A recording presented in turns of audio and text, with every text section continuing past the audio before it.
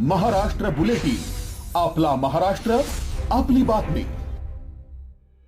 नाशिकच्या धार्मिक वैभवात आणखी एक सुवर्णपान जोडलं गेलंय. द्वारका परिसरातील शहीद भगतसिंग चौक येथे असलेल्या तब्बल 125 वर्ष ऐतिहासिक श्री टेमलाई माता मंदिराचा जीर्णोद्धार आणि मूर्ती प्राणप्रतिष्ठा सोहळा अभूतपूर्व आणि भक्तिमय वातावरणात झालाय.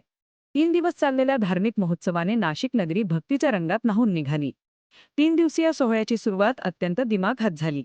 पारंपरिक वाद्यांच्या गजरात आणि आई राजा उदो उदोच्या जयघोषात परिसरातून शोभायात्रा काढण्यात आली. या मिरवणुकीत डोक्यावर कलश धारण केलेल्या शेकडो महिलांचा उत्साह आणि भाविकांचा उत्स्फूर्त प्रतिसाद डोळ्यांचे पारणे फेडणारा होता. गणपतीपूजन, पुण्याहवाचन, मंडळ स्थापना आणि देवता हवनाने मंदिर परिसराचे शुद्धीकरण करण्यात आले. यावेळी दिगंबर आखाड्याचे कुंभमेळा मुख्य प्रवक्ते महंत भक्तिचरणदास महाराज यांच्या शुभहस्ते मूर्तीची विधिवत प्राणप्रतिष्ठा करण्यात आली.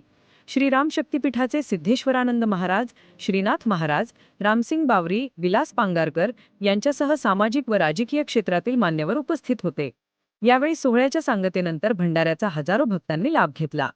हिंदू एकता आंदोलन पक्षप्रणीत शहीद भगतसिंग क्रांतिदल मंडळ ट्रस्ट, अखिल महाराष्ट्र कातारी शिकलकर समाज संघ आणि श्री टेमलाई माता भक्त मंडळ यांच्या संयुक्त विद्यमाने आयोजन करण्यात आले होते. या जीर्णोद्धारामुळे द्वारका परिसराला पवित्र आणि धार्मिक केंद्र लाभल्याची भावना भाविकांमधून व्यक्त होत आहे. महाराष्ट्र बुलेटिनसाठी भूषण जैन, नाशिक. महाराष्ट्र बुलेटिन, आपला महाराष्ट्र, आपली बातमी.